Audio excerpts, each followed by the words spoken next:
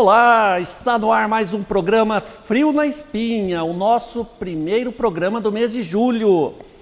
E não poderia ser diferente, né? Temos um convidado mais do que especial. Temos aqui na nossa mesa para passar o frio na espinha o nosso coordenador de Arquitetura e Urbanismo da Unimar, professor Fernando Neto.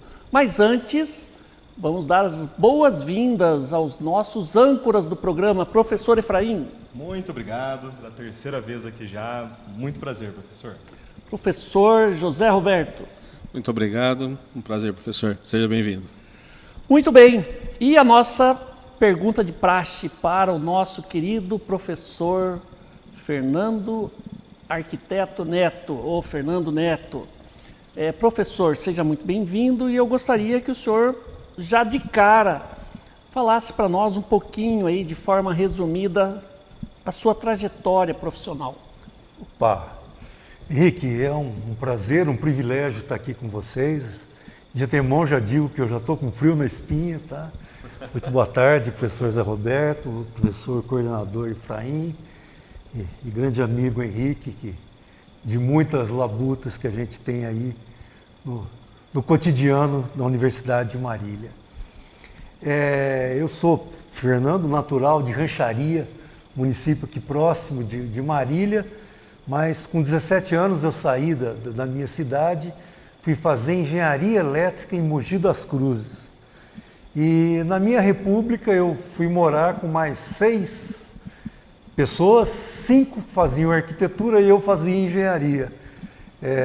Concluí a engenharia, mas com aquele gosto de quero mais pela arquitetura e resolvi, já quase finalizando a engenharia, prestar arquitetura e dar continuidade. A hora que eu iniciei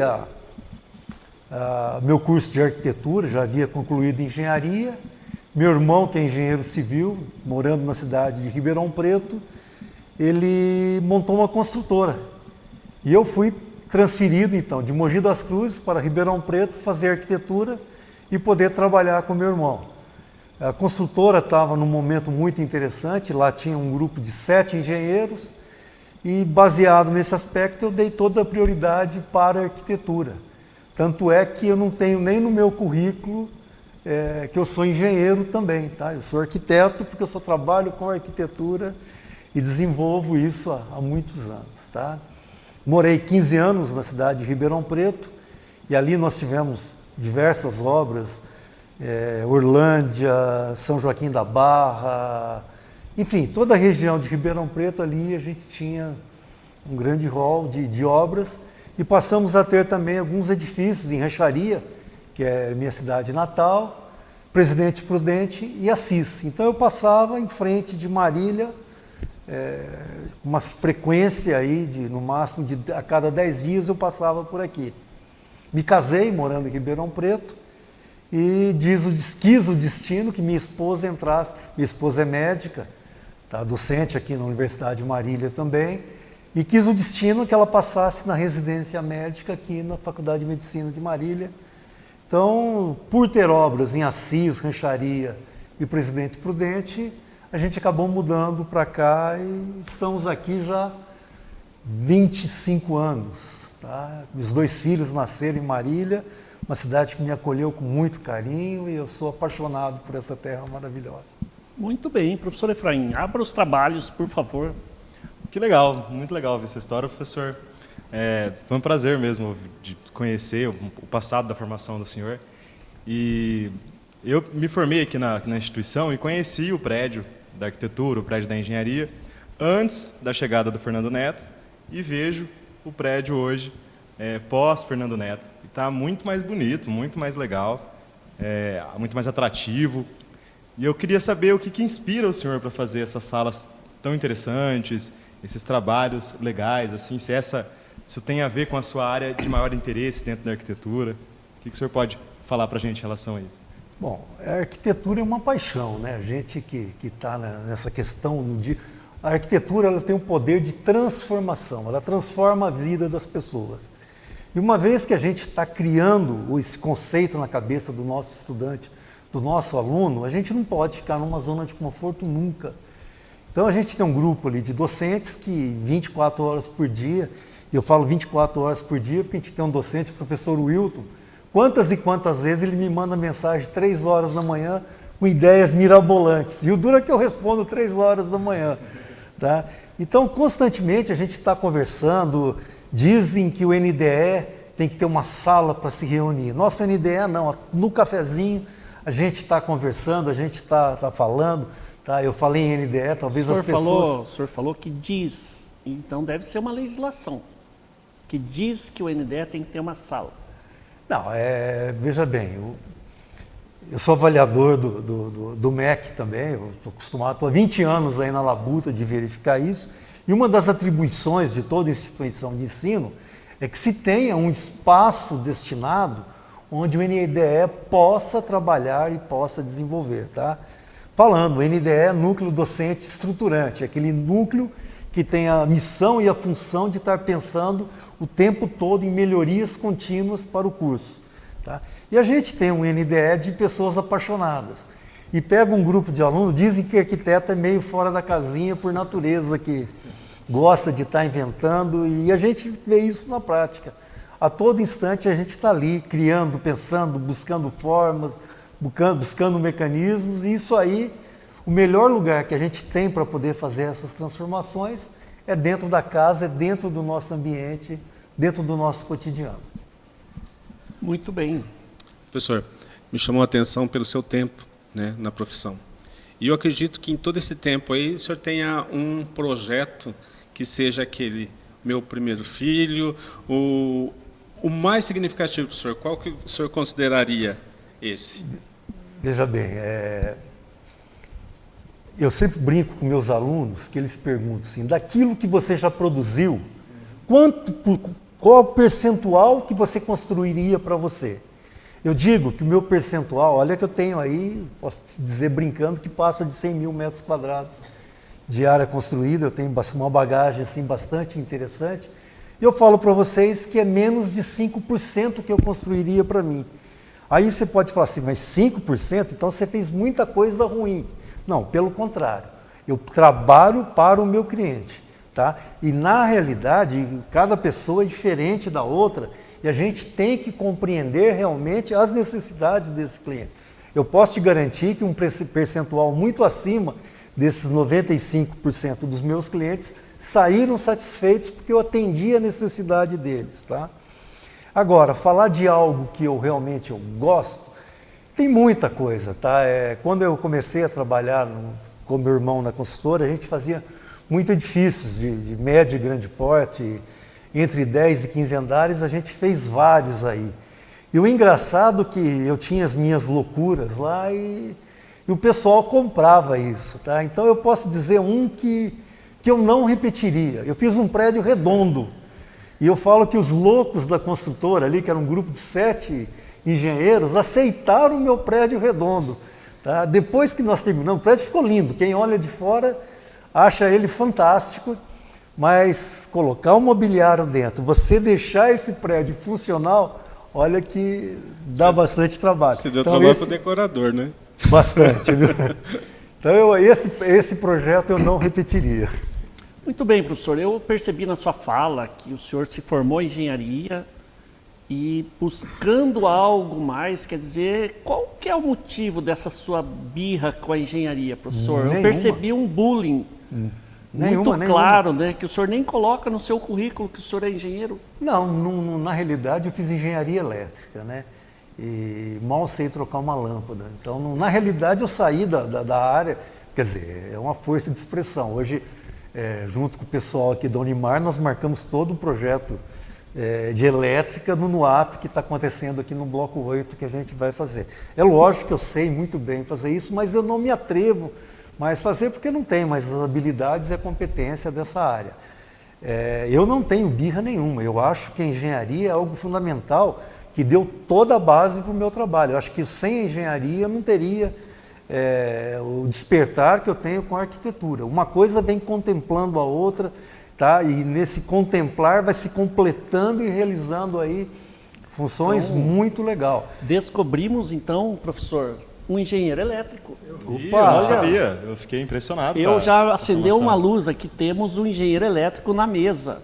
Acho que a gente tem que colocar ele para dar umas aulas também. Opa, já dei aula há muito tempo na engenharia. Aí. Já tive algumas Você turmas sabe lá. que o patrão, ele nos assiste, né? Então é uma informação muito relevante. Acho que o verdade. pessoal lá em... Doutor Márcio, temos um engenheiro elétrico na equipe. É verdade. Acho que todo mundo lá sabe que eu tenho essa segunda formação, que na realidade eu evito estar fazendo algo porque existem pessoas muito mais competentes para existir essa função. Tá? Eu gosto de fazer aquilo que está na minha área de atuação e que eu possa fazer bem feito.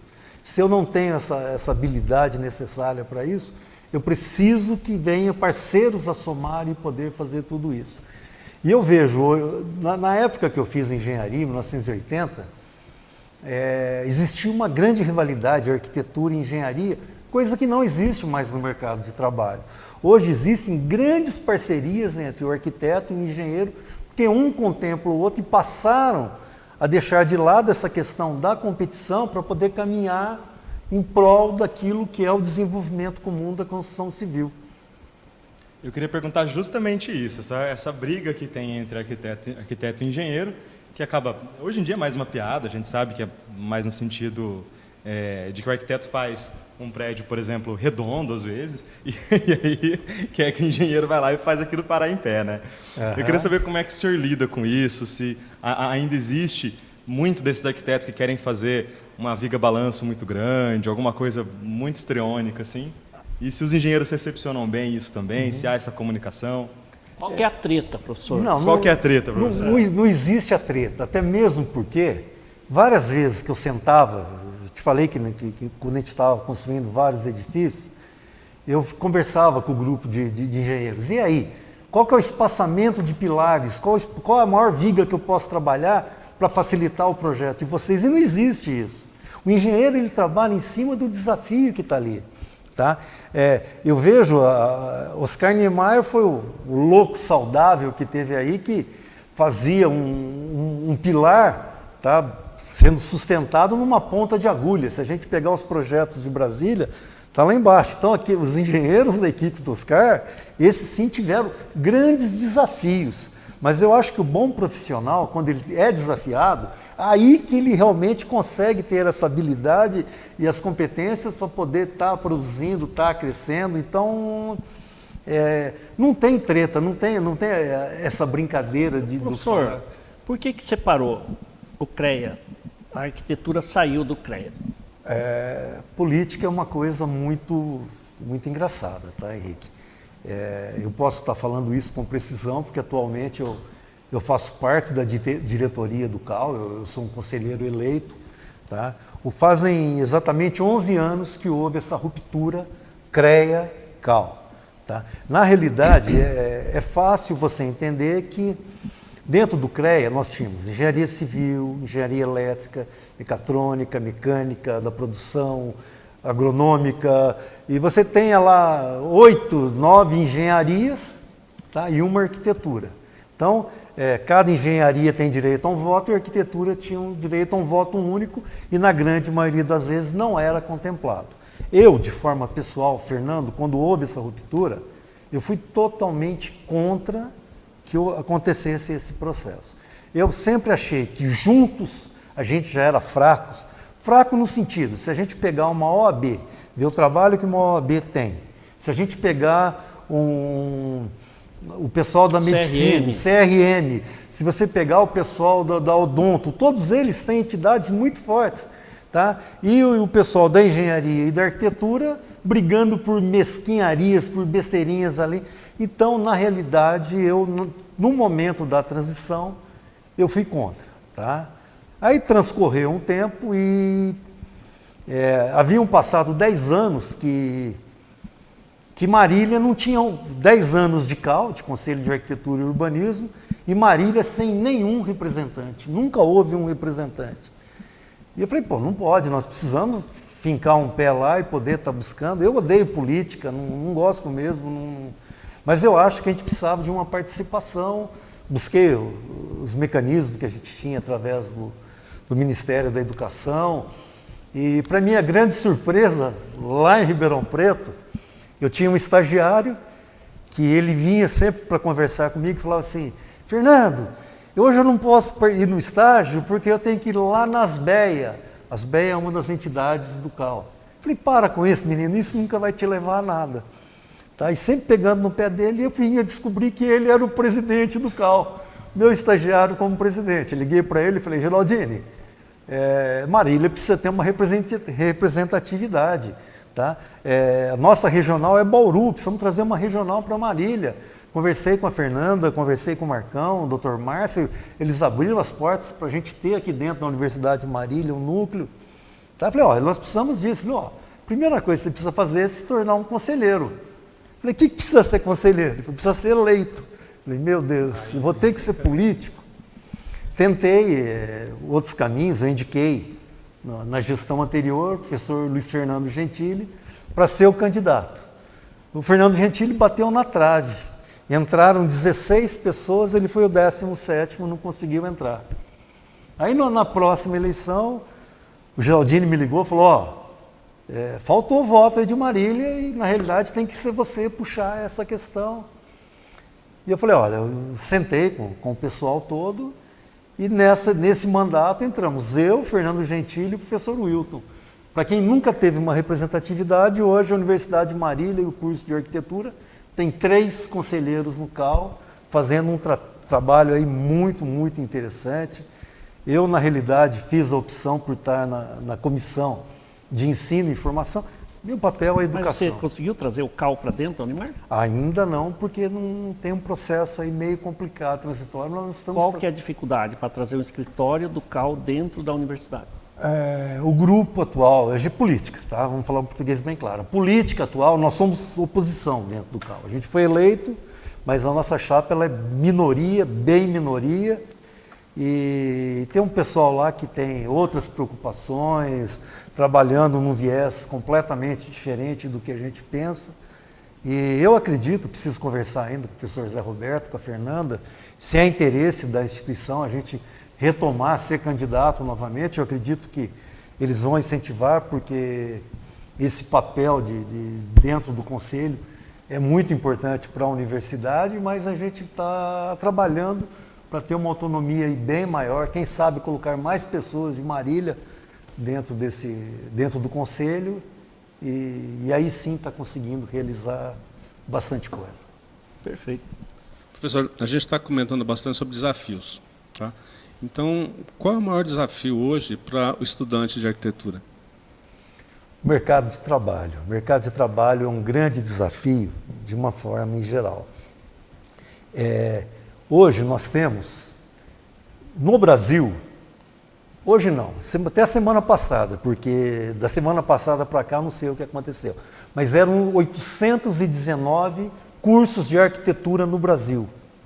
432 no estado de São Paulo. Eu estou falando de cursos presenciais, eu não estou falando do curso EAD, tá? Curso EAD, nós estamos esperando no mercado aí entrar para concluir esse ano, em torno de 20 mil arquitetos concluindo no final de 2023, tá? Então vem aí um derrame muito grande de profissionais no mercado para poder estar brigando. E o mercado da construção civil não está tão apto para receber esse pessoal todo trabalhando. Tá? Professor, eu já vi que na parte profissional a gente não vai conseguir deixar o senhor com frio na espinha, devido ao seu alto gabarito, ao seu alto histórico na cidade. Um bagre ensaboado. É um bagre ensaboado, como diz o Henrique, mas realmente o senhor expressa muito bem esse profissionalismo. Mas eu quero saber do passado, assim, uma coisa mais anterior a ter esse Fernando Neto profissional, em época de faculdade. Será que o senhor não foi para a arquitetura devido ao número maior do público feminino que existia nesse curso? Ou não? Fala a verdade, professor. Essa pergunta dele foi capciosa. Esse feminino aí foi... Tá? A arquitetura sempre teve uma abertura muito grande para a diversidade que a gente está colocando aí no meio de todo a UE. É lógico que a gente sempre teve um pezinho atrás, sempre gostou de atrás do rabinho, que minha esposa não esteja me ouvindo, mas Jamais. correndo atrás do rabinho de saia, de fazer esse auê. Eu sempre brinco, eu casei com 32 anos de idade e até então foram 32 anos bem vividos, bem aproveitados. E o curso de arquitetura e urbanismo, ele é bastante propício para todo esse lado festivo. Eu sempre fiz parte da minha atlética. Hoje em dia, dentro do meu curso de arquitetura, eu não posso deixar de falar da importância da minha atlética. Eles são parceiros em tudo que a gente faz. Tá? As pessoas têm receio. A atlética só pensa em jogos, em festa. Pelo contrário, a minha pensa todo esse contexto. E lá atrás eu fiz parte das atléticas também. Eu joguei minha Interfal até 2 anos depois de formado, participando de tudo, de jogos. Então eu sempre fui muito ativo no meio de todo esse corre-corre. E o ambiente da arquitetura é muito propício. Muito bem, professor. Nosso bloco aqui está no final. Então, antes de nós encerrarmos o bloco, eu vou, obviamente, fazer uma pergunta capciosa. Eu conheço o senhor já um bom período, né, de tempo e, além do talento que o senhor tem, da criatividade, o que se comenta, né, na rede de amizades é que o senhor é um tremendo de um pão duro, que o senhor tem uma mão que não abre, professor, para nada. E queria que o senhor justificasse esse apelido. Não tem, Henrique. Pelo contrário. Quando que então o senhor pagou um churrasco para os amigos? Opa! Vocês estão, a mesa toda está convidada e eu aproveito para fazer um convite para as pessoas que estão nos ouvindo. Agora, no mês de agosto, vai ser a Semana de Arquitetura, tá? De 14 a 18, a Semana de Arquitetura. Então, nós temos evento, Semana Internacional de Arquitetura.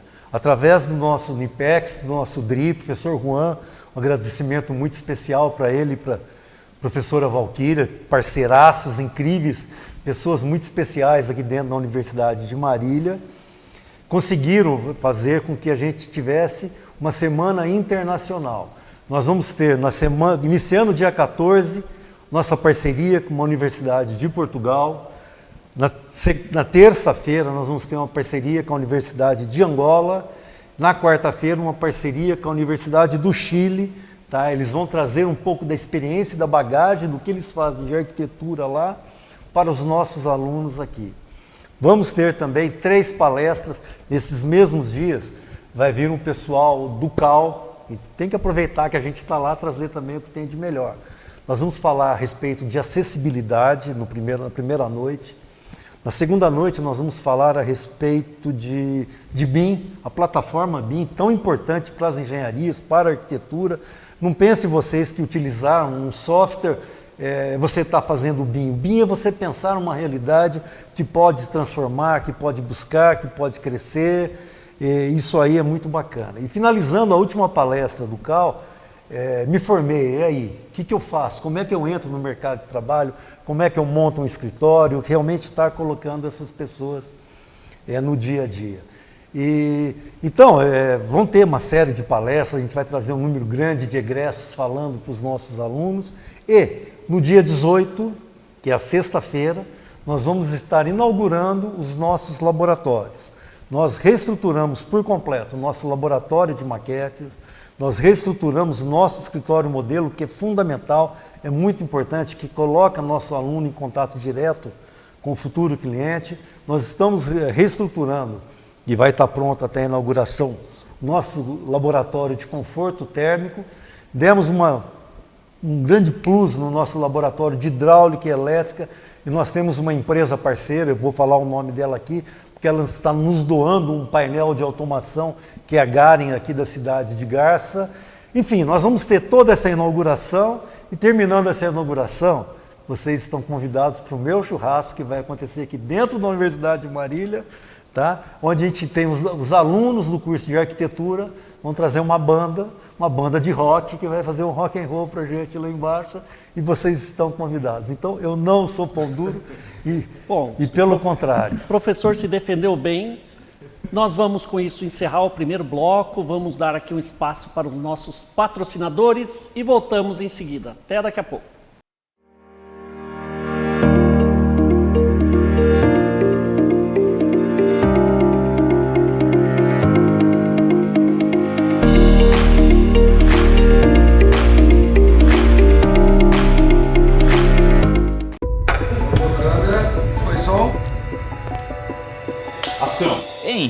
Você alcançou uma carreira de sucesso. Quais foram seus passos para consolidá-la? Olha, quando eu olho para trás, eu vejo que eu conquistei muitas vitórias, sabe?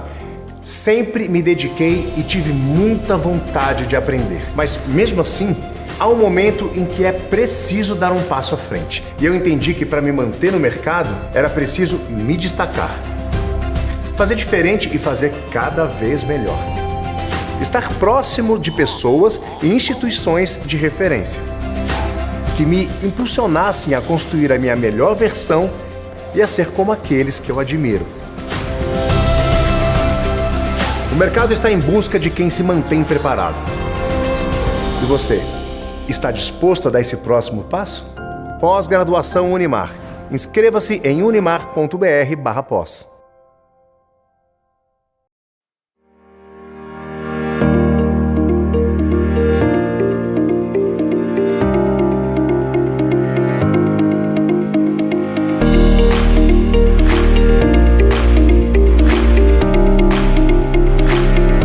Muito bem, estamos de volta com o nosso segundo bloco do programa Frio na Espinha.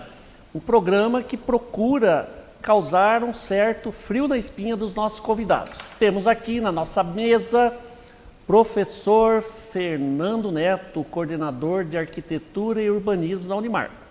Professor, eu vou iniciar aqui fazendo pergunta. Eu gostaria que o senhor esclarecesse, para os nossos milhões de telespectadores, e é uma ignorância minha também, qual é o papel, qual é a atribuição de um arquiteto no mercado de trabalho?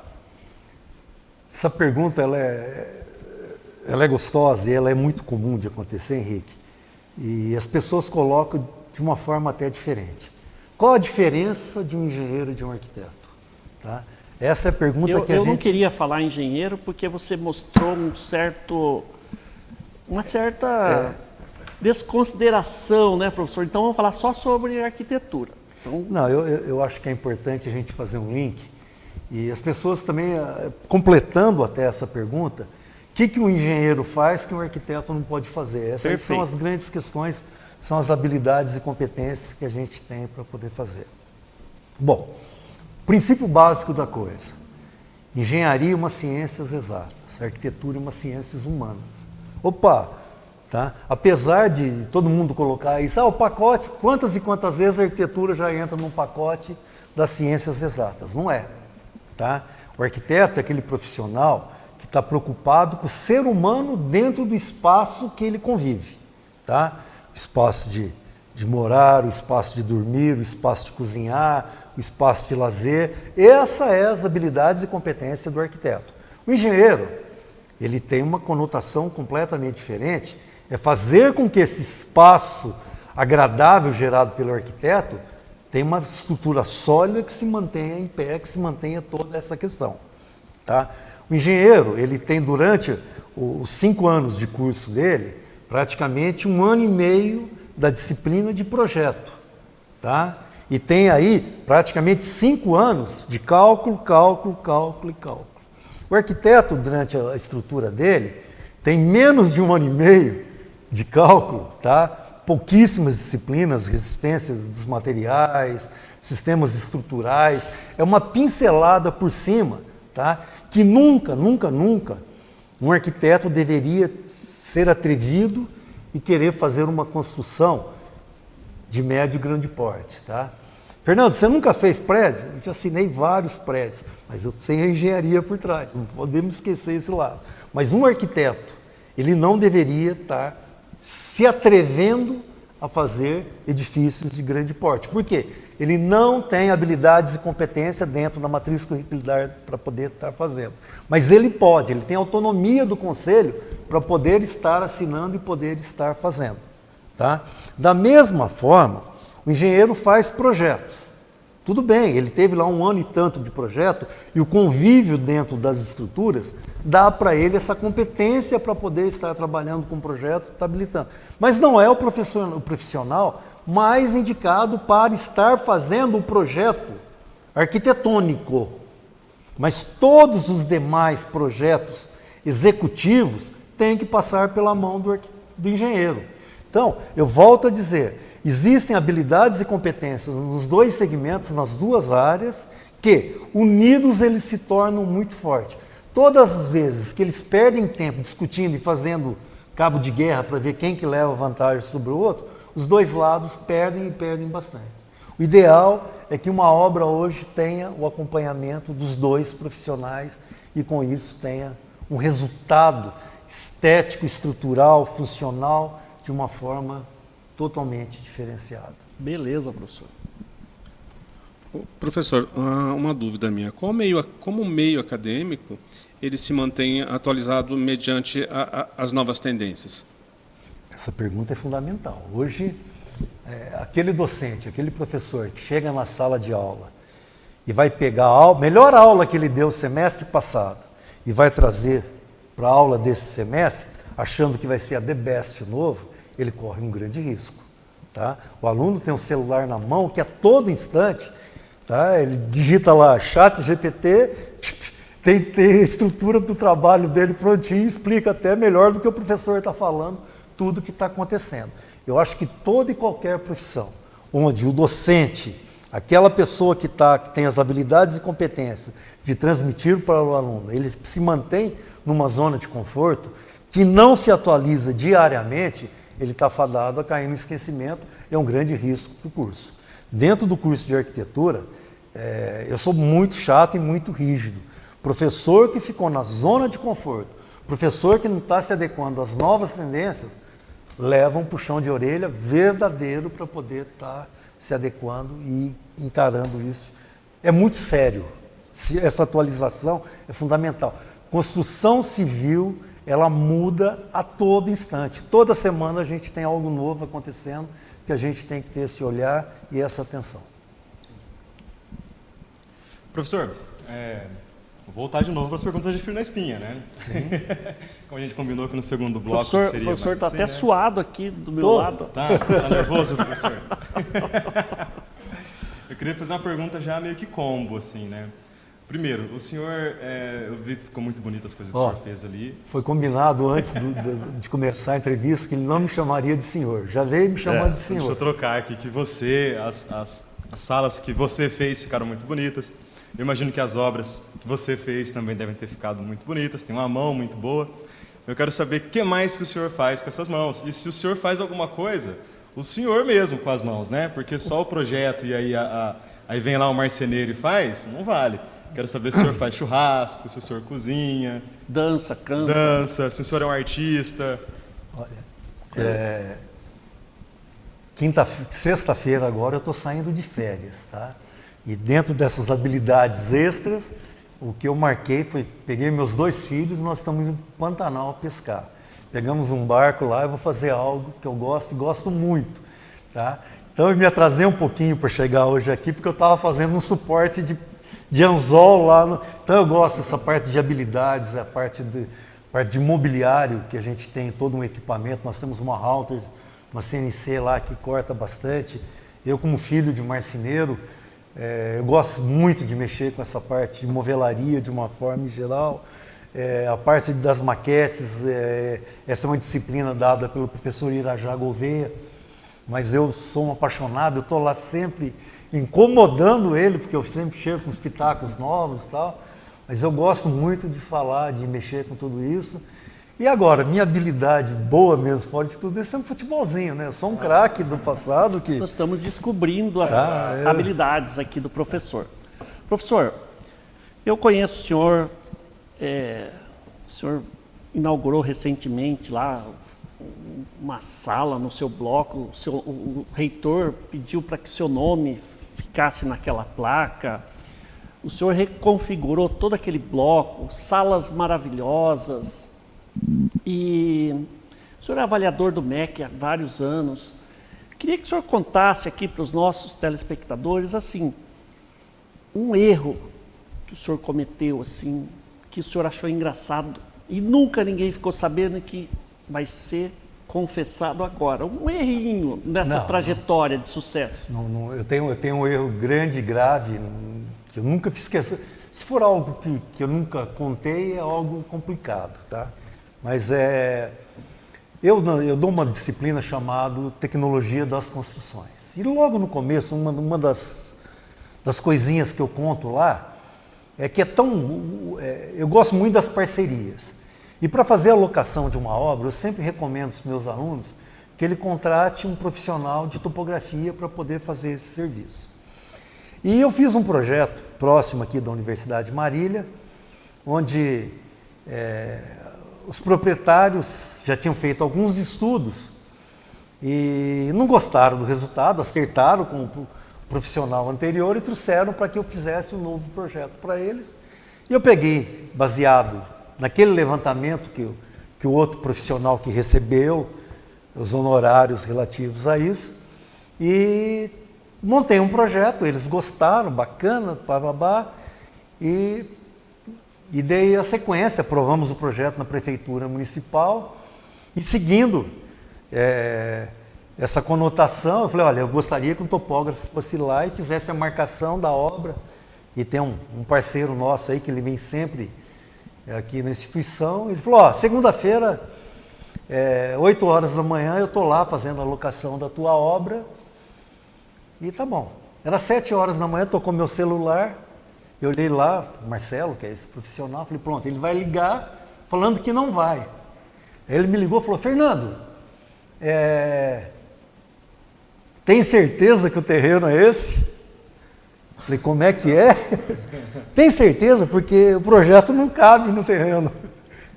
Falei, como é que é? Bom, é um terreno de esquina em curva, tá? E na realidade, ele não é um terreno bastante irregular, e o antigo profissional pegou o projeto e inverteu, colocou dessa forma. E eu cobro isso diariamente dos meus alunos, que nunca se deve confiar num projeto de uma outra pessoa sem você verificar. E eu não verifiquei esse projeto, e tinha um projeto aprovado na prefeitura que a gente ia começar a obra de semana. Então o meu grande erro foi ter que pegar, reestruturar, o projeto não coube do terreno, o projeto que era térreo, ele virou um edifício de 3 pavimentos para poder encaixar e poder fazer tudo isso lá dentro. Ainda bem que as pessoas que me contrataram para fazer o projeto assumiram um erro que não eram delas, que eu tinha obrigação de verificar com a escritura aquele papel e ter colocado esse terreno na posição certa, mas eu tive esse gravíssimo erro, um projeto aprovado na prefeitura, feito num terreno de uma forma. Então eu acho que o profissional ele nunca pode partir de um estudo de um segundo, tá? E eu digo isso em sala de aula, e pisei no meu rabo e fiz essa grande besteira. Tá? Então eu falo isso até com um grande apresentação. E não foi lá atrás, quando eu era novinho, não, tá? Isso foi agora aí, há pouco tempo. Pouco tempo. 5 anos atrás, no máximo. Professor, nós falamos bastante sobre arquitetura. E o urbanismo? Opa! Isso é fundamental, tá? Todo profissional de arquitetura no Brasil, ele vem com essa característica do urbanismo. O urbanismo é um processo que ele está sendo muito prejudicado em todas as cidades no momento. É um momento que as pessoas não estão dando a devida atenção. Por quê? Todos os construtores, todos os incorporadores, eles procuram no entorno da cidade os terrenos mais baratos, fazem os loteamentos, lançam os conjuntos de interesse social e não estão nem aí em fazer com que essa malha que existe na cidade converse com esse novo empreendimento que ele está fazendo.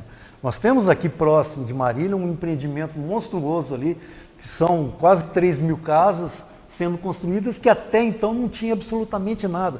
Não tinha uma farmácia, não tinha um supermercado, não tinha um trevo decente para você poder construir. Então, cada vez mais as pessoas estão deixando de lado, colocando o interesse financeiro acima de todo esse processo e deixando o urbanismo de lado. A gente trabalha, eu sou um crítico assim, bastante ferrenho dessa questão do interesse social. Tá? As pessoas estão colocando, o interesse social é algo fundamental, é muito importante, é muito sério no nosso país, para que a gente possa estar trabalhando, e ele não pode deixar que apenas, é lógico que todo e qualquer empreendimento que a gente faça hoje, ele tem que ter o cunho financeiro por trás.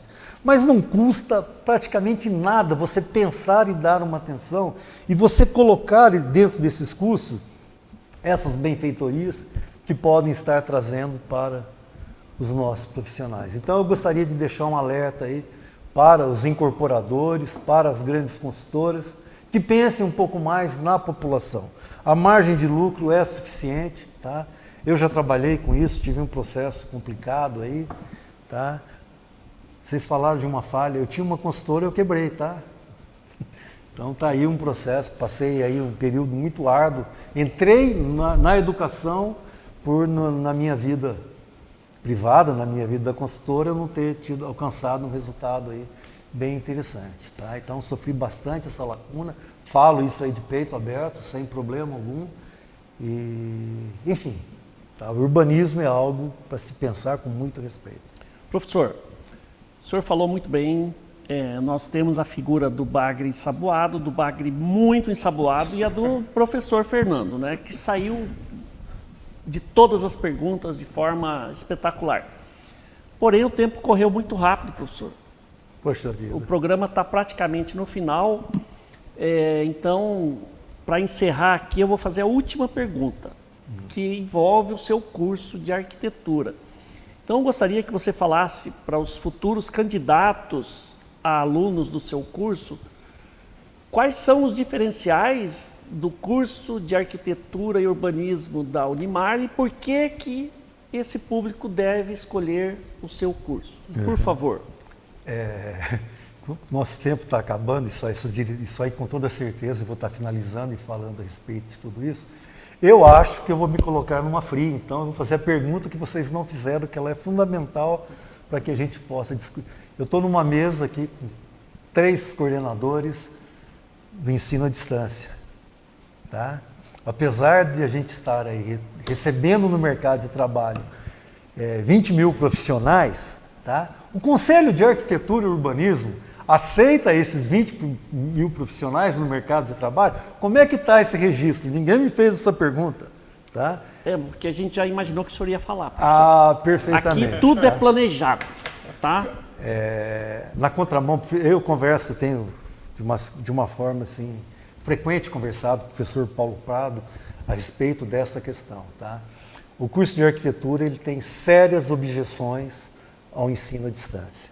Eu acho que o curso de arquitetura ele tem uma abertura enorme para o curso de forma híbrida, mas o curso 100% à distância ele tem algumas desvantagens que são sine qua non no meio de toda essa questão, tá? A questão do convívio, dos ateliês. Eu poderia falar esse tempo todo que a gente está falando aqui, quais são os aspectos que o Conselho de Arquitetura não aceita. Hoje, para você fazer um cadastro de um recém-formado, para ele poder trabalhar no Conselho de Arquitetura e Urbanismo, ele tem que pegar todo o material e está dando entrada. Só para vocês terem uma ideia, o Conselho não tem na plataforma dele um espaço para o estudante formado no EAD fazer parte dessa questão. E o que é pior, melhor, que está em aberto aí, todos os CAUs, cada estado tem uma quantia separada para brigar aí pelo menos mais uns 5 anos na justiça contra esses alunos que vão entrar, tá? Então hoje um aluno que faz arquitetura à distância, que ele vem, o MEC dá sem problema nenhum, ele recebe o diploma dele como deve ser, sem nenhuma observação que foi à distância ou não, de uma forma muito natural. E ele chega com toda a documentação, vai no conselho e pede, olha, gostaria de me registrar para que eu possa exercer. Para um arquiteto de urbanismo poder trabalhar, ele tem que estar registrado no Conselho de Arquitetura e Urbanismo, ele tem que ter a carteirinha do CAU. Aí começa o dilema dele, tá? O juiz dá ganho de... Porque briga, dá o ganho de causa, recorre, vai. Essa briga aí tem durado, em média, 5 anos. E os CAUs se resguardaram financeiramente para continuar essa briga. Então, vai ter bastante dor de cabeça ainda.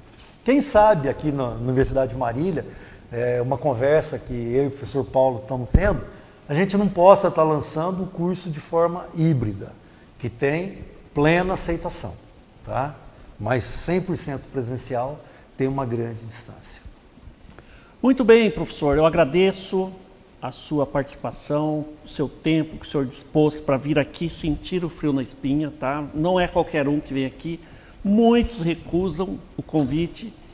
Então você que ouviu toda essa explanação do nosso convidado e deseja fazer arquitetura e urbanismo para ser bem sucedido, porque aqui esse coordenador é muito bem sucedido financeiramente. Está feito o convite, acesse o site da Unimar, conheça o curso, se matricule. Professor, muito obrigado, um grande abraço e até a próxima.